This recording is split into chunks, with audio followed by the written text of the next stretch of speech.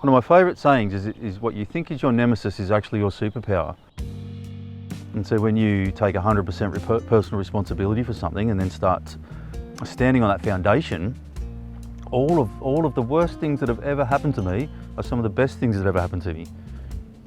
Because I would never have found these parts of myself if it wasn't for that. Why would you stand up from in front of your flat screen on your comfy lounge and walk out the front and make life hard for yourself? You just wouldn't. It's just not in human nature. You have to find these parts of yourself in adversity, and they're the best parts of yourself.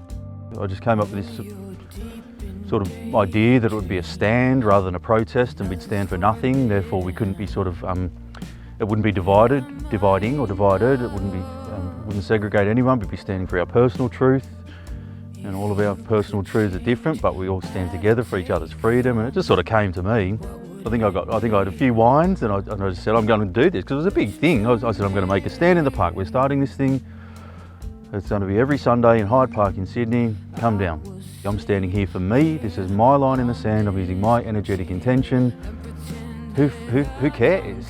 I mean, and I think that's probably what sort of gave birth to Stand in the Park, was that lack of agenda or whatever. I didn't start it so that everyone would come and join me and we'd start this worldwide thing, even though that was kind of the plan, but it wasn't about that. I wasn't looking anywhere above, I was just sort of making my own stand. I mean, every Sunday there's thousands and thousands and thousands of people standing in parks, all over the world. There's 30 countries, there's about 1,300 of them, and they're really taking action, and it's really mobilising, and that's the peace and freedom that I think a lot of people look for in the external, but it's all inside of ourselves. But it's the last place we look because it fucking hurts so much.